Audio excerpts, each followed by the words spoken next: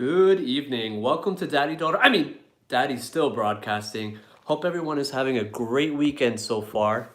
I think the lighting is okay. Lighting should be okay. I don't think it's the best. Let's see if we can make that a little bit better. I'm being told by the powers that be that I am overexposed at times. I have a little bit of a feather here, not too scary. But hope you guys are having a great, happy, safe weekend. I have my two buddies here. We're going to continue with the first volume of Scary Stories to Tell in the Dark. And we're going to start it off with the story, The Alligators. I left it off, where did we leave it off? At A New Horse. A story about a witch who turns these men into horses and rides them around town. But then about the one time where a man actually turns it around and turns her into a horse. So I got my two buddies here to keep me company, and to keep me safe and protect me, because if Esnam is back at her mommy, she's doing a lot better, guys.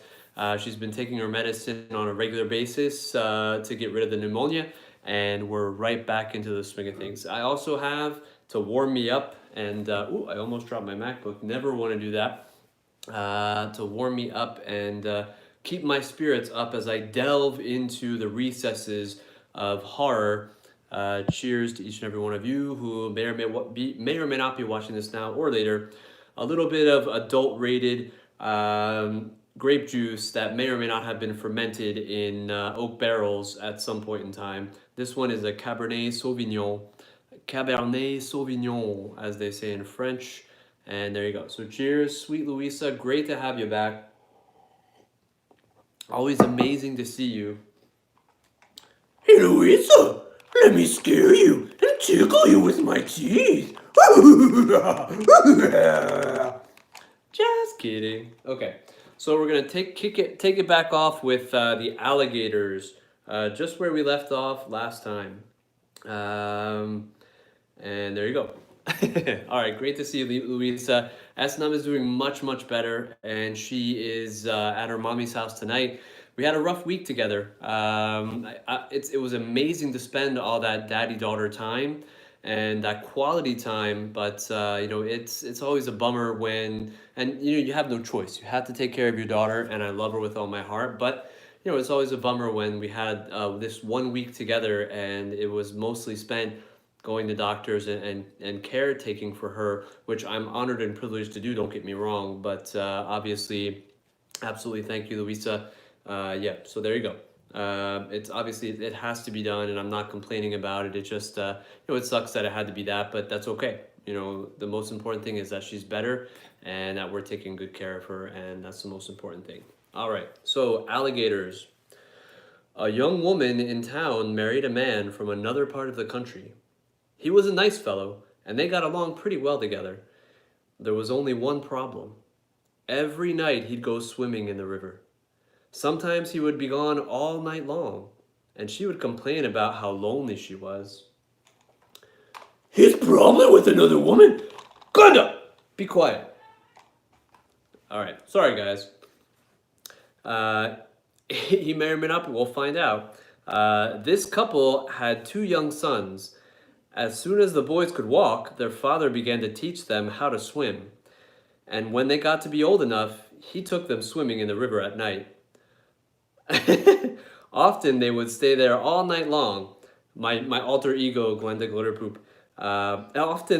Often they would stay there all night long, and the young woman would stay home all by herself. After a while, she began to act in a strange way. At least, that's what the neighbors said. She told them that her husband was turning into an alligator and that he was trying to turn the boys into alligators. Everybody told her there was nothing wrong with a man taking his son swimming. That was a natural thing to do. And when it came to alligators, there just weren't any nearby. Everybody knew that. Early one morning, the young woman came running into town from the direction of the river. She was soaking wet. She said a big alligator and two little alligators had pulled her in and had tried to eat her. Oh, and had tried to get her to eat a raw fish. So they tried to get her to eat the raw fish. They were her husband and her son, she said, and they had wanted her to live with them, but she had gotten away. Her doctor decided she had lost her mind, and he had her put into a hospital for a while. After that, nobody saw her husband and boys again. They just disappeared. But now and then, a fisherman would tell about seeing alligators in the river at night. Usually it was one big alligator and two small ones. But people said they were just making it up. Everybody knows there aren't any alligators around here. There you go. And you can see this, again, amazing artwork from Stephen Gamble. Stephen Gamble. There's the alligator, kind of with, hands, humanoid hands. Definitely a lot less like an alligator, and more like a human. So that's where that comes from. All right. Room for one more. This is a common story. Excuse the daddy snort. This is a common story. Let me just check something here. Room for one more. This is a classic. This is a beautiful one. A man named Joseph Blackwell came to Philadelphia, not too far from New Jersey, on a business trip. He stayed with friends in the big house they owned outside the city. Excuse me. That night they had a good time visiting, but when Blackwell went to bed, he tossed and turned and couldn't sleep. Sometime during the night, he heard a car turn into the driveway. He went to the window to see who was arriving at such a late hour. In the moonlight, he saw a long black hearse filled with people. The driver of the hearse looked at him. When Blackwell saw his queer, hideous face, he shuddered. The driver called to him, "There's room for one more." Then he waited for a minute or two and drove off. In the morning, Blackwell told his friends what had happened. "You were dreaming," they said. "I must have been," he said, "but it didn't seem like a dream." After breakfast, he went into Philadelphia. He spent the day high above the city in one of the new office buildings there. Late in the afternoon, he was waiting for an elevator to take him back down to the street. But when it arrived, it was very crowded. One of the passengers looked out and called to him. "There's room for one more," he said. It was the driver of the hearse. "No thanks," said Blackwell. "I'll get the next one." The doors closed and the elevator started down. There was a shrieking and screaming. Ah! The sound of a crash. The elevator had fallen to the bottom of the shaft. Everyone aboard was killed. Can you believe that? There you go. So there's room for one more. And this image from Stephen Gamble, excuse me for snorting in your face, kind of gives the impression that there's room for one more. There you go. So Louisa, what are you up to this weekend? I'm going to keep reading my story, but I'd love to know. This one is going to be a little bit harder to read. It's called the WendiGo. And if any of you saw the new version of Pet Sematary that came out last summer, Mariska and I were able to see it. We saw it on a Sunday in the springtime, I think, actually. Cheers, guys. Some adult-rated grape juice that may or may not have been aged in oak barrels called Cabernet Sauvignon. So this is going to be hard because I'll show you, actually. When they were scanning this book, which, by the way, this is legal and there's no copyright problems here because this is from archive.org, where you can borrow, literally borrow, up to 5 books at a time for 14 days at a time. And it's literally just like a library, but online, and it's free. So you can see they cut off kind of part of the page when they were scanning this book. Going to be a little bit harder to read, but I practiced a little bit before I started. Let me go to live chat. Excuse me, Daddy snort. Nothing much, just chilling, drinking 25-ounce can of Colt 45. All right, well, cheers right out to you, sweet Louisa Lewis from Memphis, Tennessee. All right, the WendiGo. Hey, Melissa, great to see you. She's on the phone with Barry right now. All right, the WendiGo. So, as I was saying, this story, if you saw Pet Cemetery that came out last spring or summer, late spring, early summer, thank you, sweet Louisa. If you saw that version, you would see, you would have noticed that they started reading from stories about the Wendigo, and I think they actually were reading some of the pages from this book. This story kind of comes from Canada, I think. Yeah, from Canada, and it's a crazy story. It was hard for me to grasp it as a little boy, but as I got older, I understood it more. And the idea behind Pet Cemetery just makes it that much more vivid. All right. A wealthy man wanted to go hunting in the part of northern Canada where few people have ever hunted before. He traveled to a trading post and tried to find a guide to take him, but no one would do it. It was too dangerous, they said. Finally, he found an Indian who needed money badly, and he agreed to take him. The Indian's name was Defago, or Defago in French. They made camp in the snow near a large frozen lake. For 3 days they hunted, but they had nothing to show for it. The third night, a windstorm came up. I don't know, I can't read that word. They lie in their tents. Okay, they lied in their tents, listening to the wind howling, the trees whipping back and forth. Psh, psh. To see the storm better, the hunter opened the door.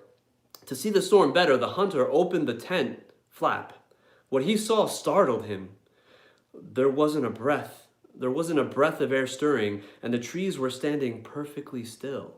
So imagine that, you're in a tent, you hear the wind blowing crazily outside, you open the tent and nothing, still air. Yet he could hear the wind howling. And the more he listened, the more it sounded as if it were calling Defago's voice from afar. Defago,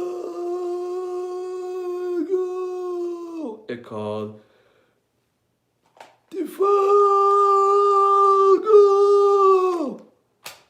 I must be losing my mind, the hunter thought. But Defago hadn't gotten out of his sleeping bag.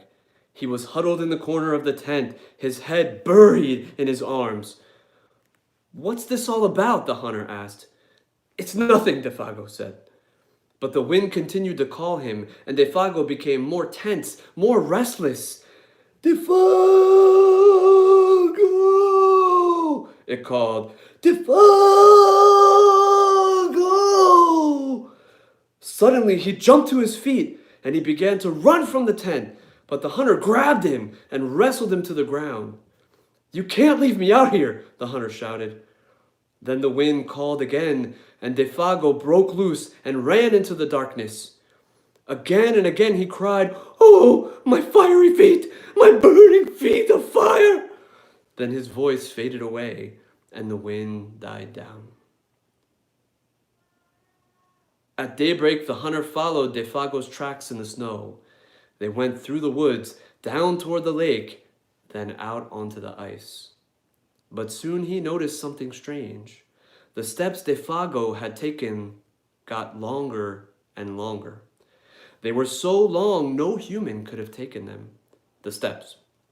It was as if someone had helped him to hurry away. The hunter followed the tracks out to the middle of the lake, but there they disappeared. At first, he thought that Defago had fallen through the ice, but there wasn't any hole. Then he thought that something had pulled him off the ice into the sky, but that made no sense. As he stood wondering what had happened, the wind picked up again. Soon it was howling as it had the night before. Then he heard Defago's voice. It was coming from up above. And again he heard Defago screaming, My fiery feet! My burning feet! But then there was nothing to be seen. Now the hunter wanted to leave that place as fast as he could. He went back to camp and packed. Then he left some food for Defago. That was nice of him. And he started out. Weeks later, he reached civilization. The following year, he went back to hunt in that area again. God knows why. He went to the same trading post to look for the guide. The people there could not explain what had happened to Defago that night, but they had not seen him since. Maybe it was the Wendigo, one of them said, and he laughed. It's supposed to come with the wind. Drags you along at great speed until your feet are burned away, and more of you than that. Then it carries you into the sky and drops you. It's just a crazy story, but that's what some of the Indians say. A few days later, the hunter was at the trading post again. An Indian came in and sat by the fire. He had a blanket wrapped around him. He wore his hat so tight that you couldn't see his face. The hunter thought that there was something familiar about him. He walked over and asked, "Are you Defago?" The Indian didn't answer. "Do you know anything about him?" No answer. He began to wonder if something was wrong with the man, if he needed help, but he couldn't see his face. "Are you all right?" he asked. No answer. Guys, there's 4 of you here, I think 5. If you could get those likes up to 5, that would be awesome. I'd really appreciate it. It really does help. To get a look at him, he lifted the Indian's hat. Then he screamed. "Ah!" There was nothing under the hat but a pile of ashes. There you go.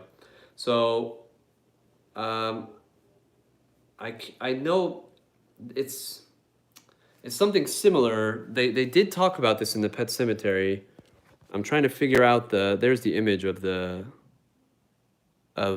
Defago's feet as he was being carried away, and suddenly his footprints disappear as he's carried off. That's right. He walked in and he was just a pile of ashes. Can you believe it? All right, so now we're to the part of the book where I'm going to skip by a couple stories because this is where they talk about the dead man's brains. Have any of you guys ever played the dead man's brains?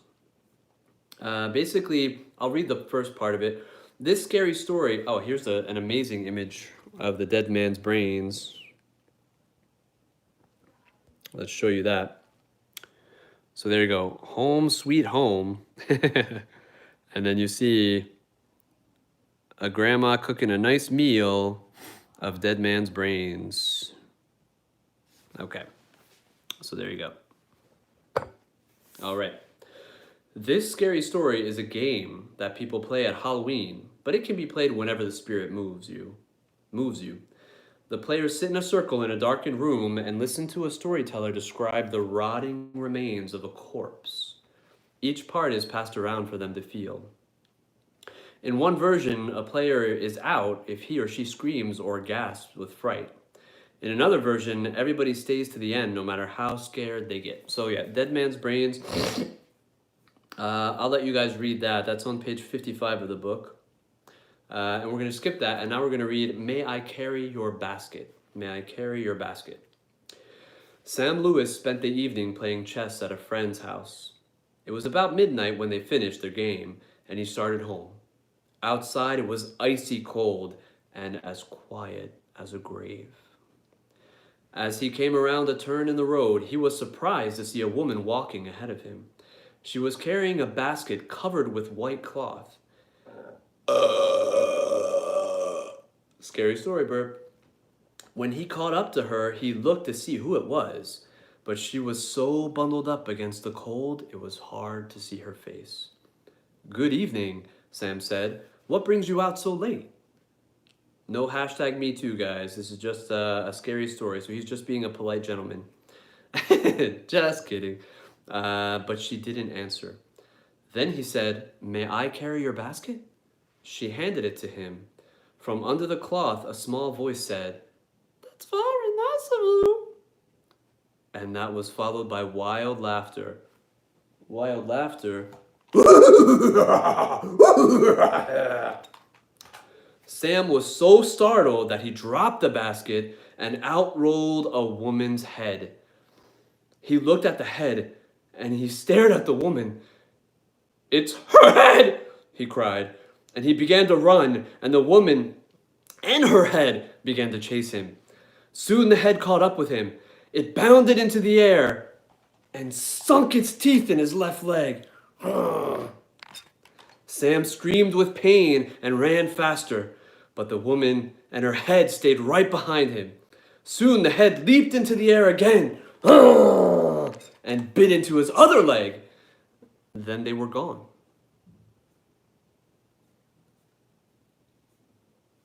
And that was it for that story. So here's a picture of the basket. I see three of you here, and I see one like. If you all would be so kind as to put another like there, that would mean a lot. So this is that crazy basket. It really does help. I'm really, no matter what, I really appreciate you guys being here with me and taking time out of your busy lives and your Saturday night to be here, though. Either way. All right, so, and then this is a story. This is another picture before we get into the next section, because we're in the next section of this book. Just take a look at that gruesome, hideous, but amazing artwork. Take a look at the claws down here. Just amazing. And this part of the story is Other Dangers. This part of the book, Scary Stories to Tell in the Dark, is called Other Dangers.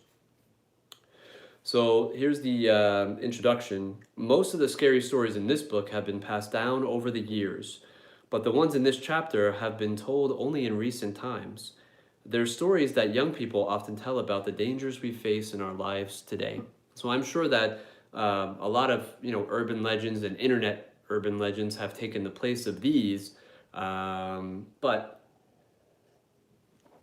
some of them could still happen to this very day, depending on the situation. The Hook. Donald and Sarah went to the movies.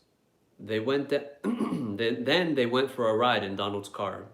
They parked up on a hill at the edge of town. From there, they could see the lights up and down the valley. Beautiful, huh? Must have been beautiful to see that. Donald turned on the radio and found some music, but an announcer broke in with a news bulletin. "A murderer has escaped from the state prison. He was armed with a knife and was headed south on foot. His left hand was missing. In its place, he wore a hook." "Let's roll up the windows and lock the doors," said Sarah. "That's a good idea," said Donald. "That prison isn't too far away," said Sarah. "Maybe we really should go home." "But it's only 10 o'clock, said Donald. "I don't care what time it is," she said. "I want to go home." "Look, Sarah," said Donald, "he's not going to climb all the way up here. Why would he do that? Even if he did, all the doors are locked. How could he get in?" "Donald, he could take that hook and break through a window and open a door," she said. "I'm scared. I want to go home." Donald was annoyed.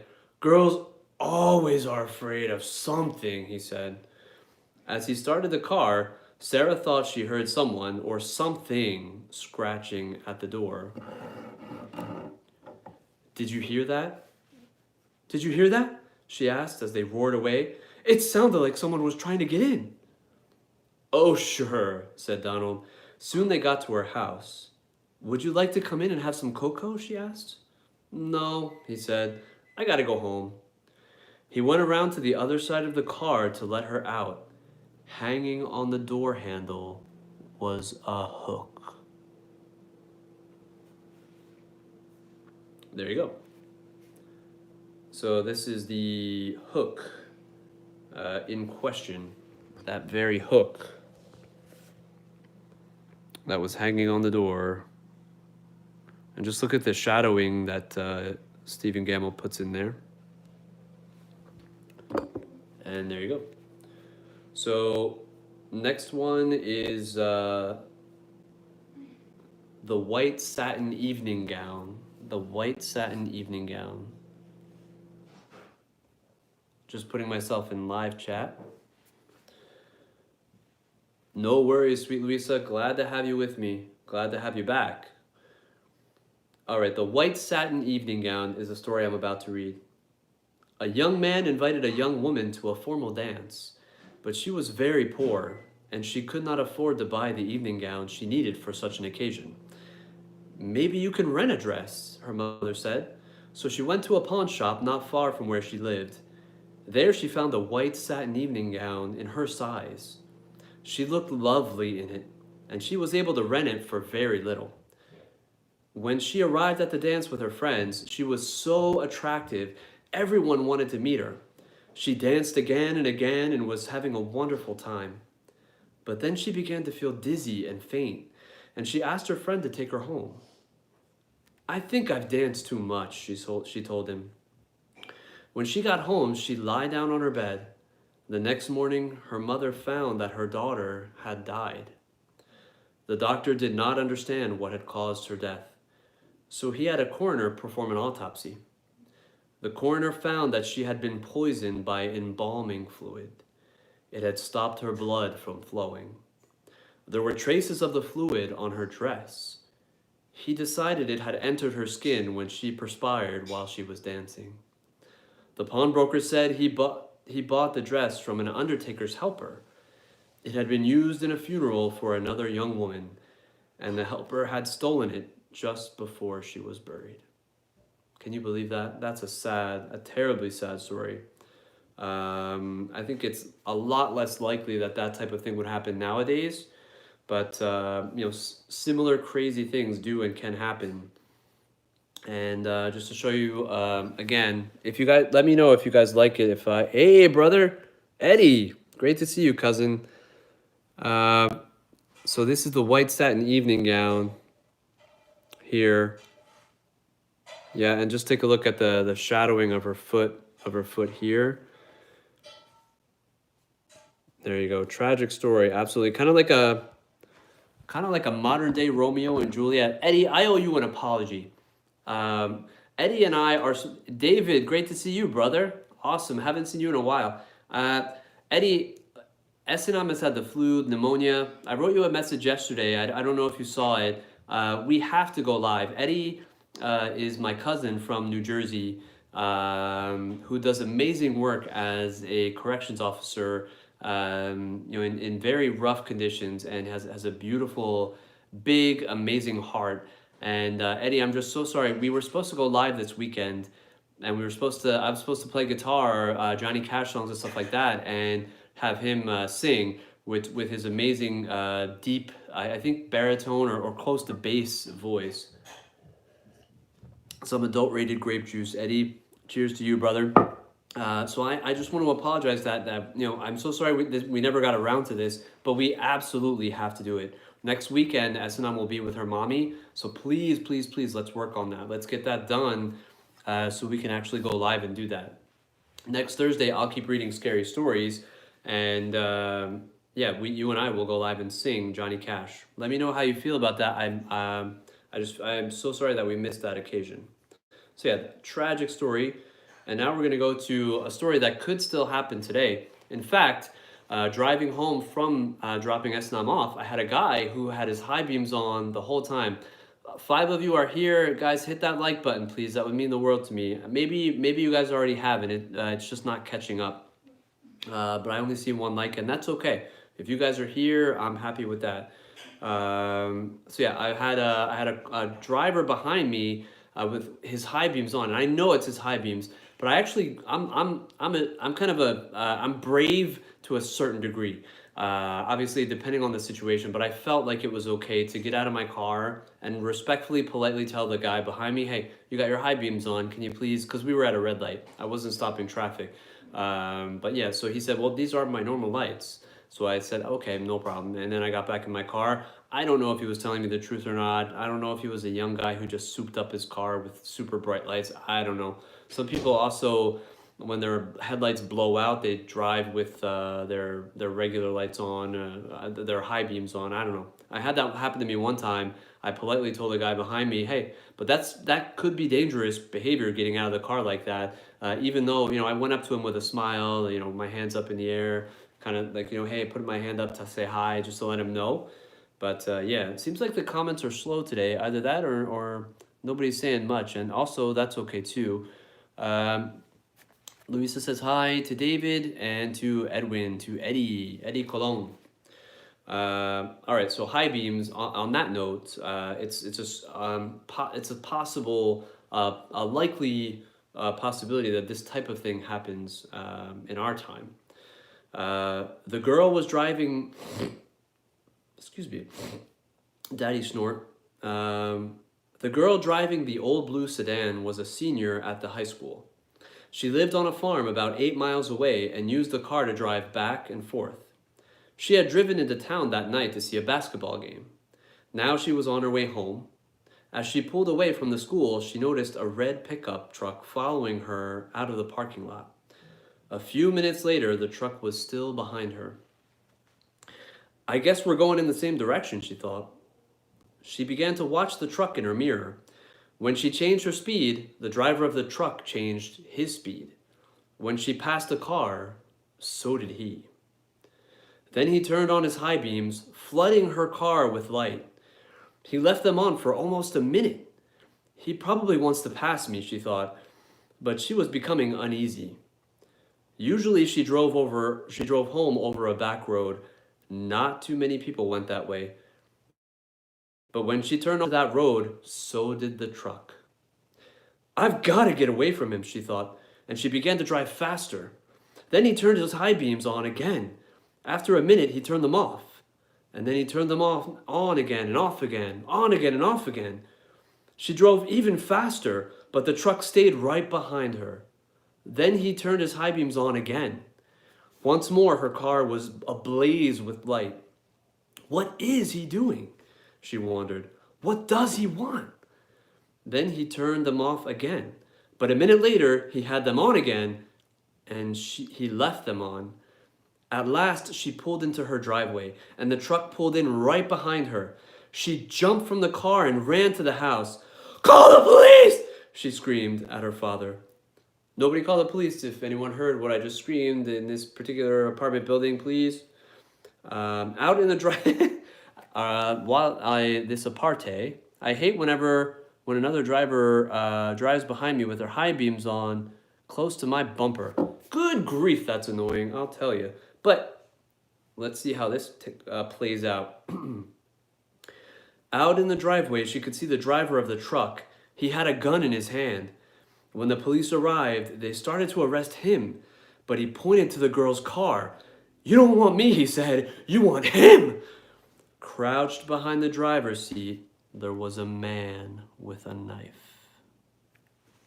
As the driver of the truck explained it, the man slipped into the girl's car just before she left the school. He saw it happen, but there was no way he could stop it. He thought about getting the police, but he was afraid to leave her. So he followed her car. Each time the man in the back seat reached up to overpower her, the driver of the truck turned on his high beams. Then the man dropped down, afraid that someone might see him. So yeah, I personally always check the back of my car before I get in. That's just a habit, a force of habit. I know some cars are really hard to break in, but I always, look around you, keep your eyes up, make sure you look alert. Very common for us from the States. I think it's commonplace, common practice to do that. You need to be alert, you need to be aware of your surroundings, and you need to kind of be ready at all times. That's ingrained in me from growing up in New Jersey. I'm sure Eddie has the same, and Luisa just said, same thing. Dave, I'm sure you do. But it's just part of us. So I would always check the back seat. But, I could see a teenager coming home from a basketball game, all excited about, the shots that were scored and stuff like that. Maybe, not being as vigilant, but it's very, very important that we teach our kids, especially SNM and others, to be super vigilant in these situations. So the next story is The Babysitter. The Babysitter. So this is a cute, she has kind of a mark on her face. I don't know if that's part of the book. I forget. Excuse me, babysitter burp. And just that weird, creepy Stephen Gamble artwork there. So The Babysitter is the name of this story. The Babysitter. Excuse me. It was 9 o'clock in the evening, pretty close to the time we're at now. Just kidding. Everybody was sitting on the couch in front of the TV. There were Richard, Brian, Jenny, and Doreen, the babysitter. The telephone rang. Maybe it's your mother, said Doreen. She picked up the phone. Before she could say a word, a man laughed hysterically and hung up.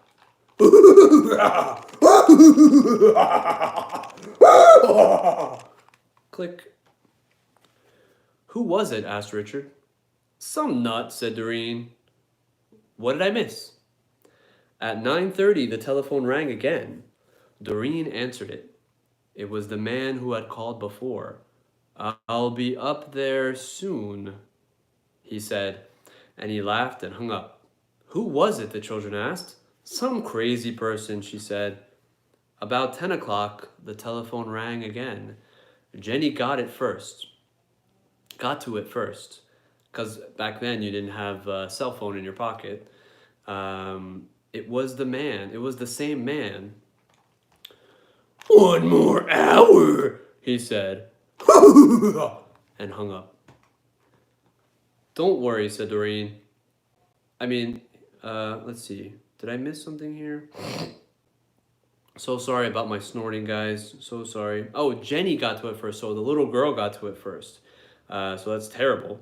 And she said, Jenny, he said 1 more hour. What did he mean? Asked Jenny. Don't worry, said Doreen. It's somebody fooling around. About 10:30, the telephone rang once more. When Doreen picked it up, the man said, pretty soon now. Why are you doing this? Doreen screamed and hung up. Was it that guy again? Asked Brian. Yes, said Doreen. I'm going to call the operator and complain. Wow, that was back in the day. Operator. The operator told her to call back if it happened again, and she would try to trace the call. At 11 o'clock, the phone rang again. Doreen answered it. Very soon now. And hung up. Doreen called the operator. Almost at once, she called back. That person is calling from the telephone upstairs, she said. You'd better leave. I'll call the police. Just then, a door upstairs opened.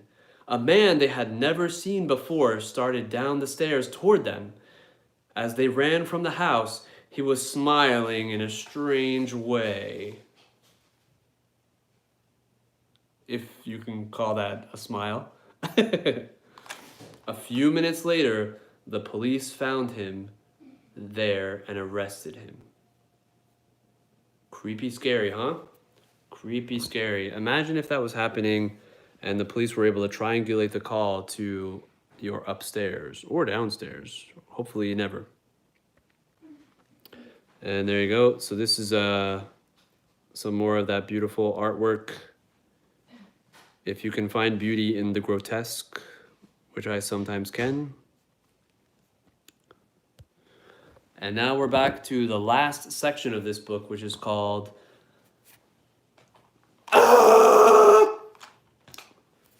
Exactly.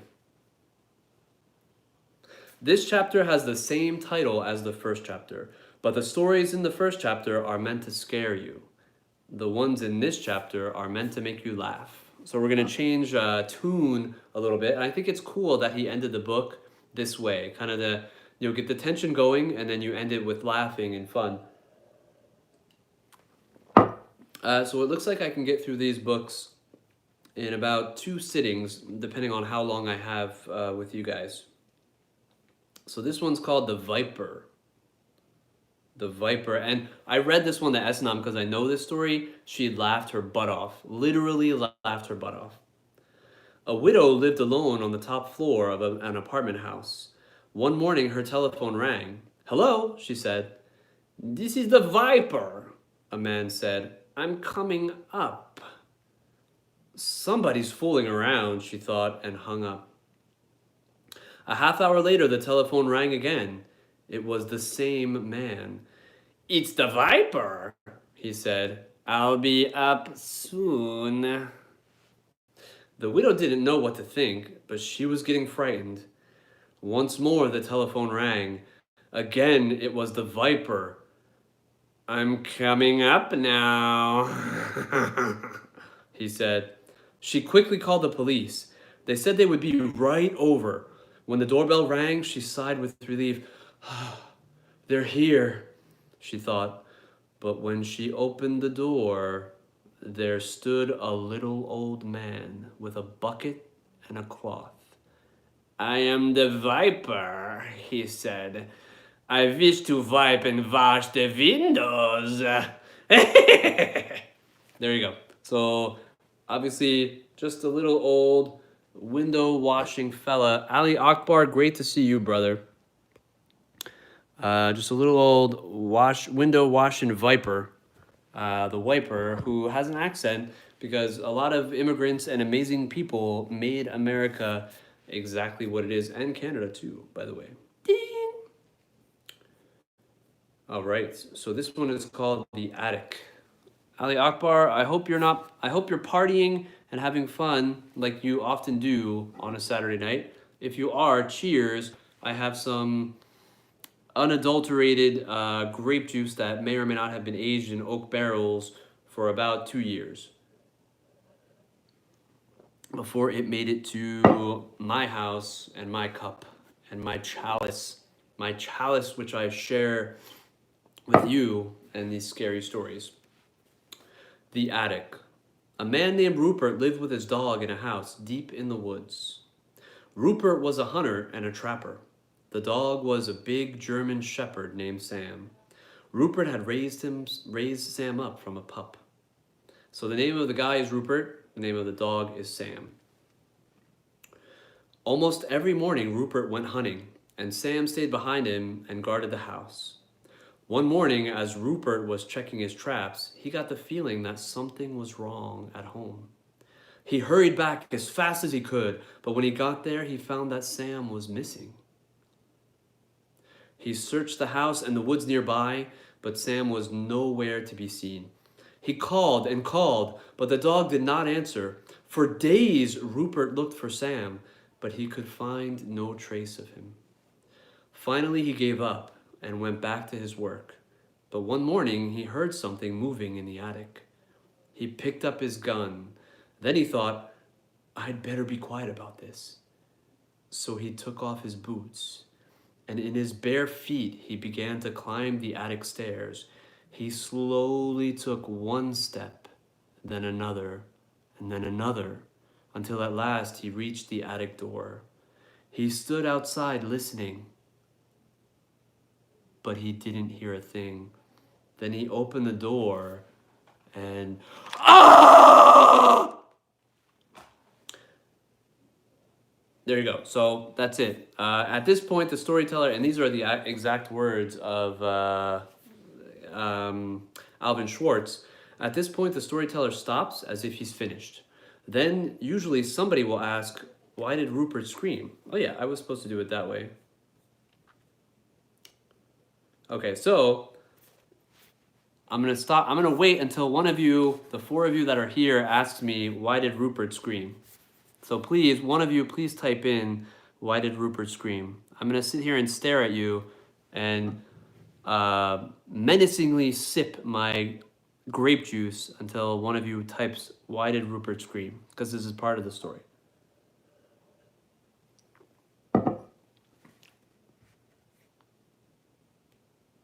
I'm waiting for it.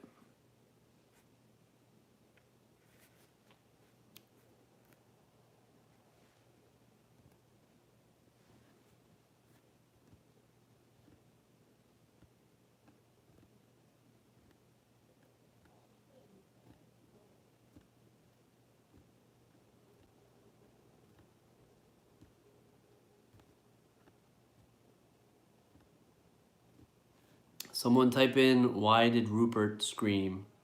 Even if you get the name Rupert wrong, don't worry about it.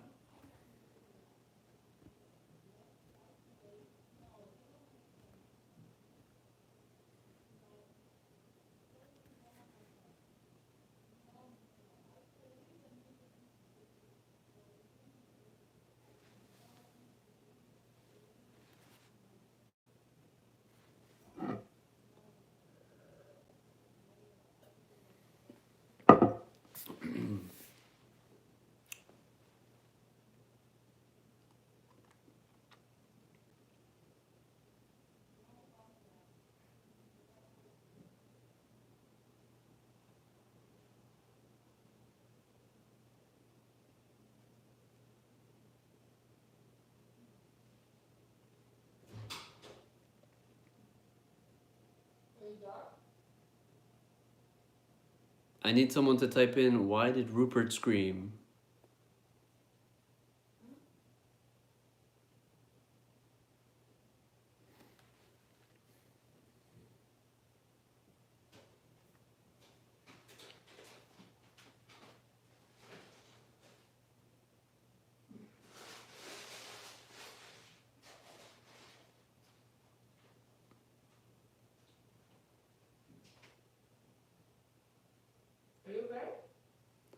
I'm doing great. I'm waiting for someone to type, why did Rupert scream? Oh, I'm sorry. I thought something was wrong. No worries.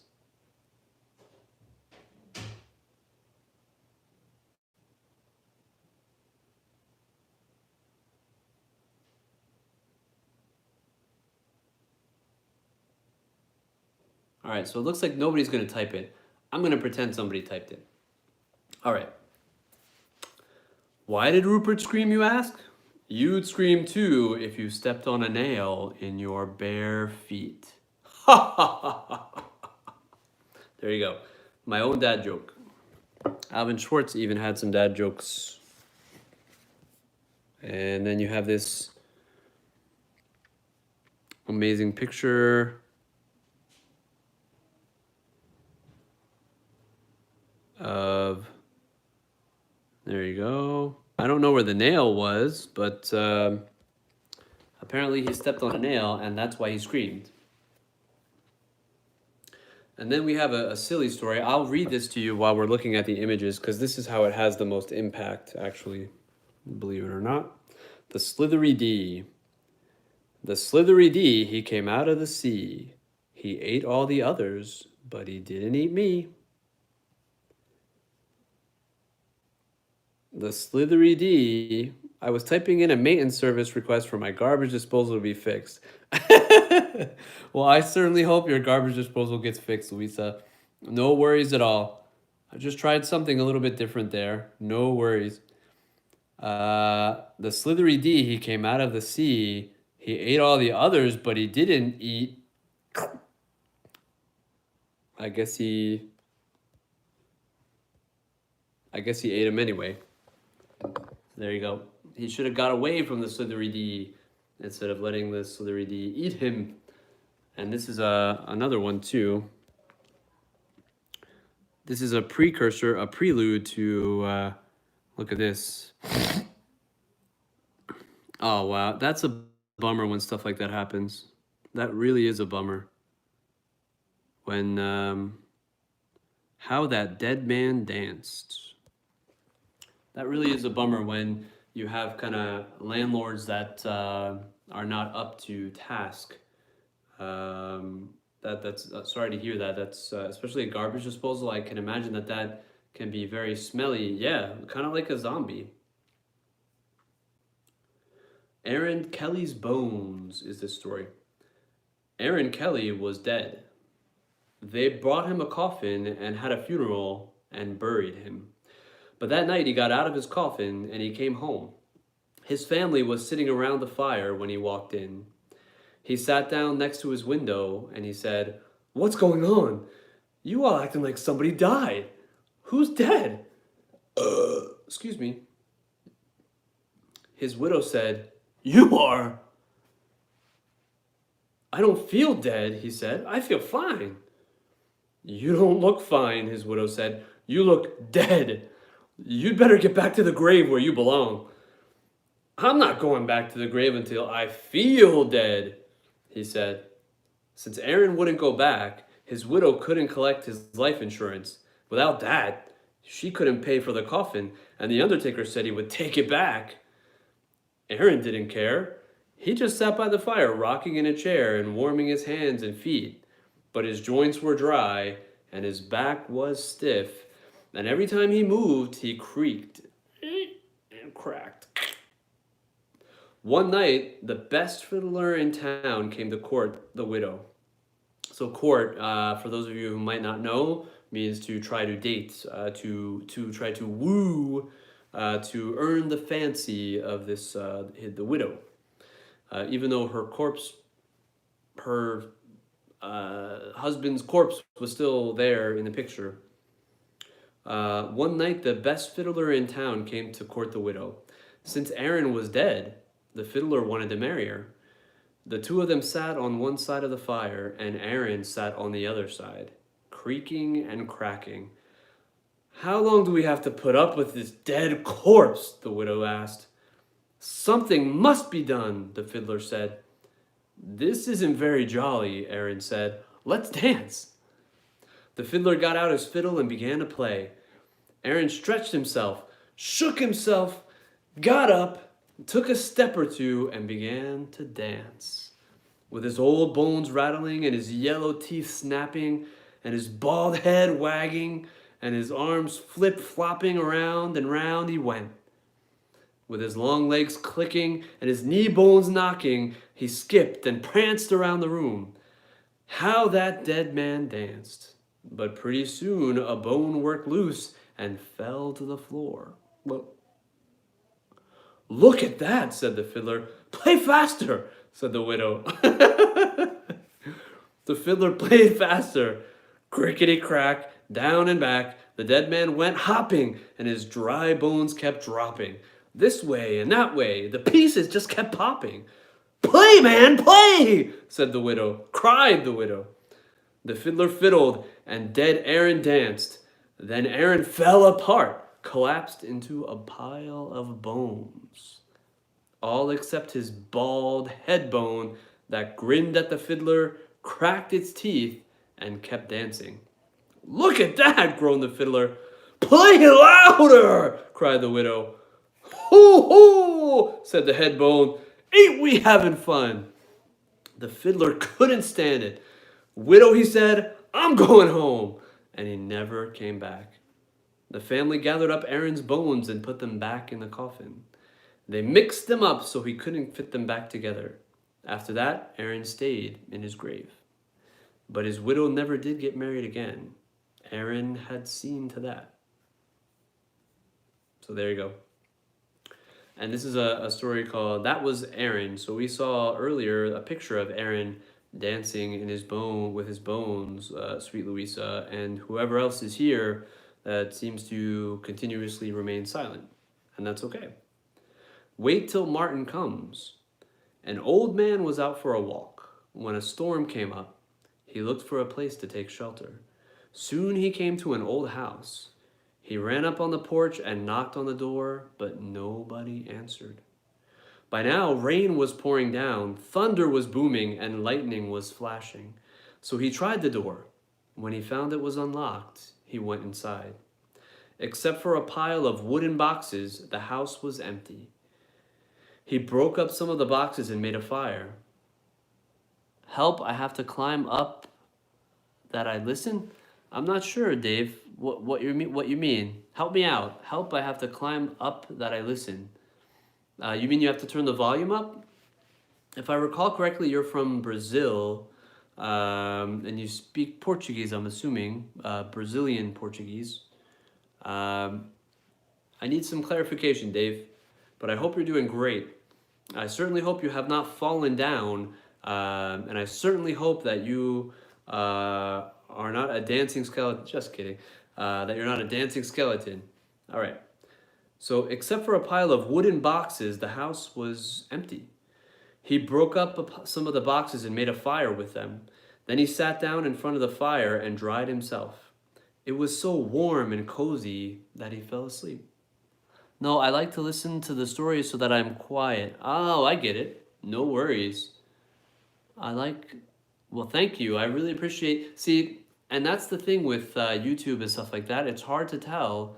And just for you, I'm going to start the story over because I'm doing this interlude here. But that's the thing about YouTube. It's hard to tell. So I really appreciate that clarification.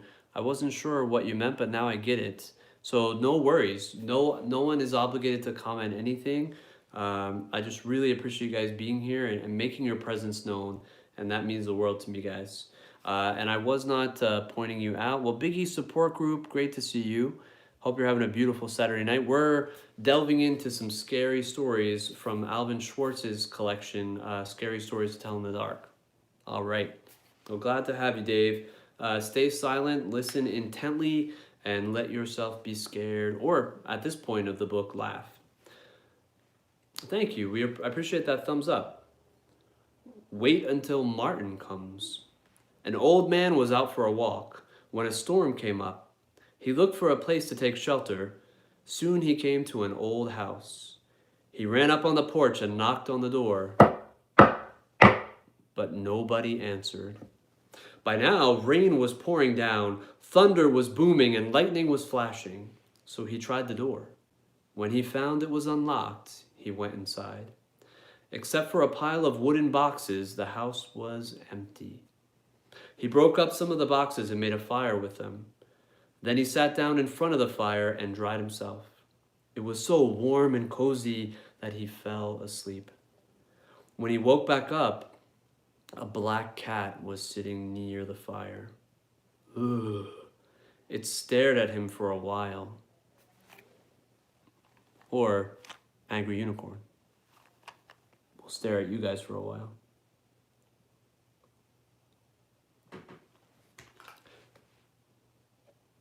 Then it purred.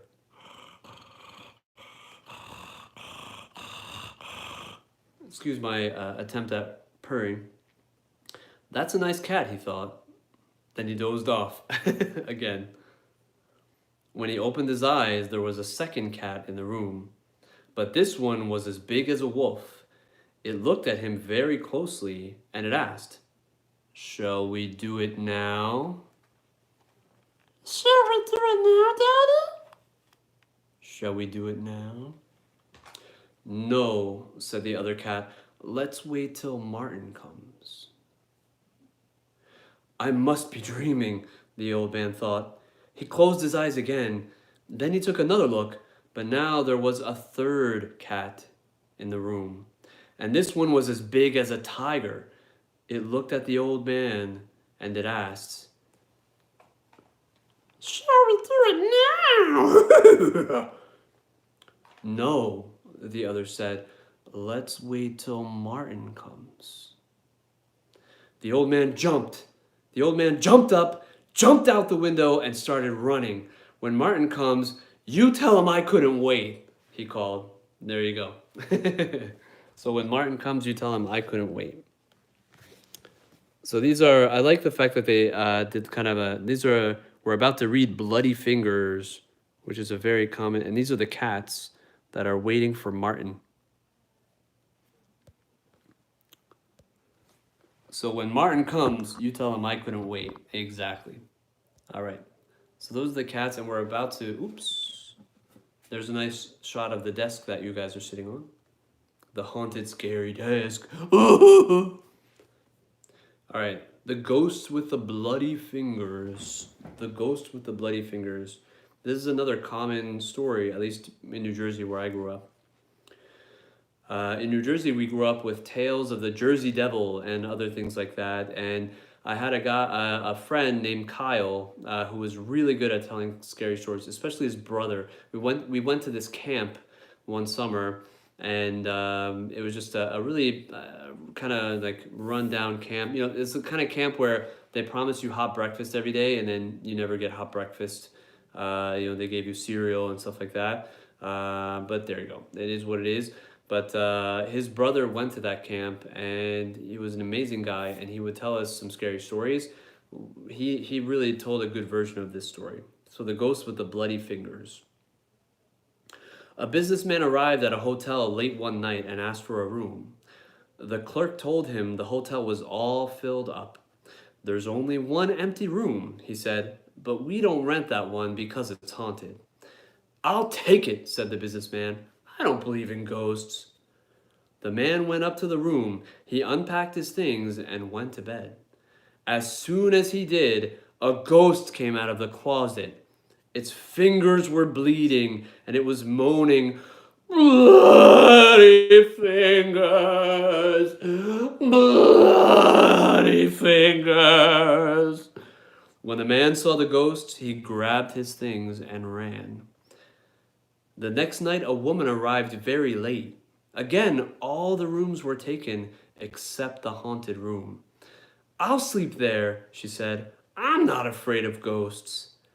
As soon as she got into bed, the ghost came out of the closet. Its fingers were bleeding still. It was still moaning, "Bloody fingers! Bloody fingers!" And the woman took one look and ran. A week later, another guest arrived very late. He also took the haunted room. After he unpacked, he got out his guitar and he began to play. Soon the ghost appeared. As before, its fingers were bleeding and it was moaning, "Bloody fingers!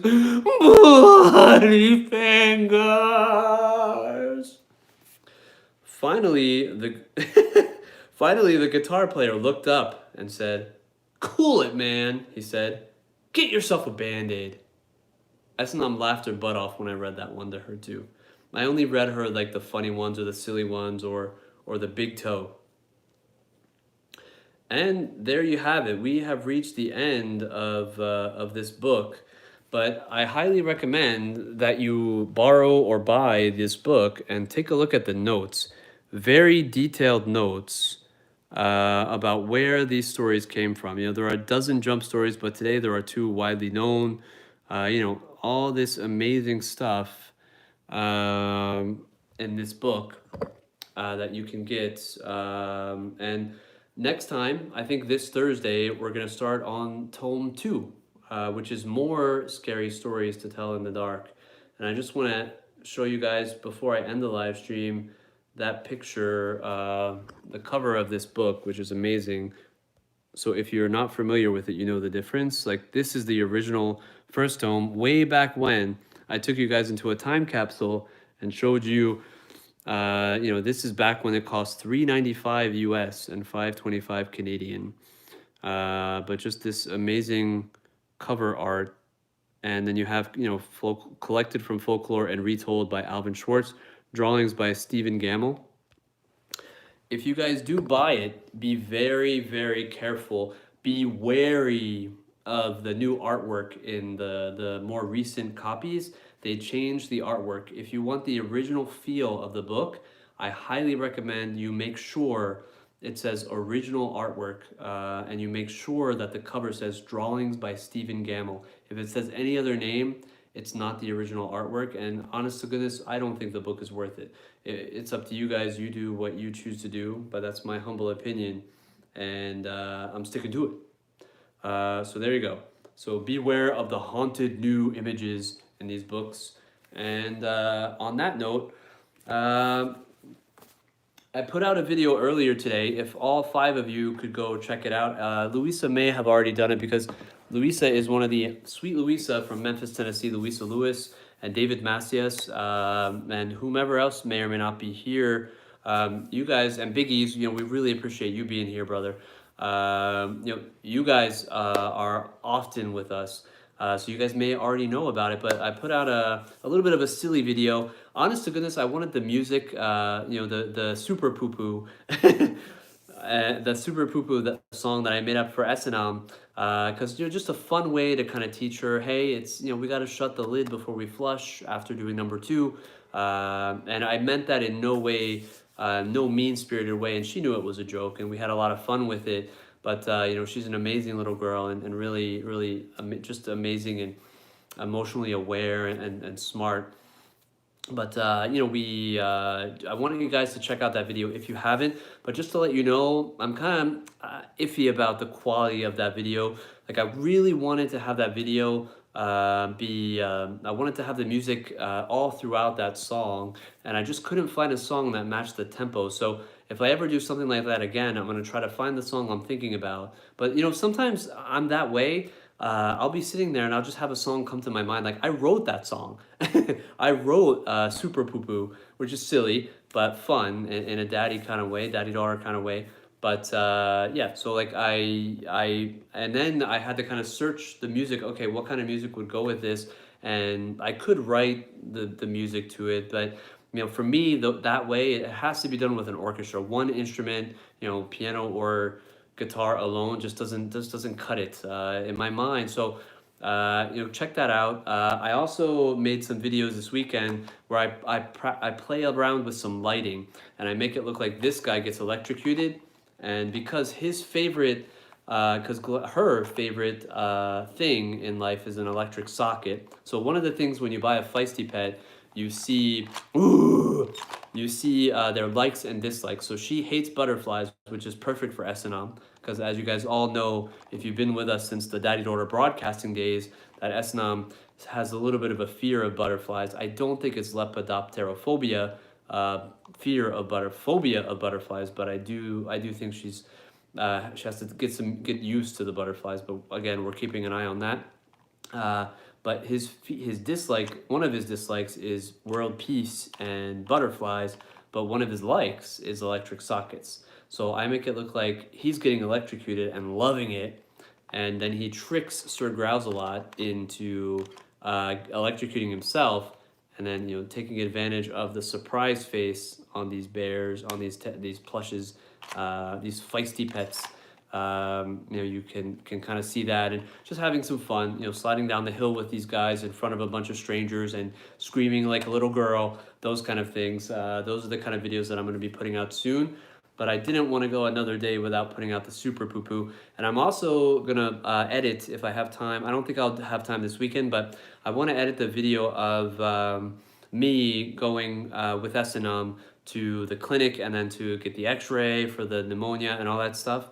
Just to show you kind of just to kind of get a feel of how frustrating this healthcare system can be. A lot of people talk about free healthcare, and don't get me wrong, I'm happy to be able to go to the doctor and not have to pay for it. All I have to do is show this card that I have.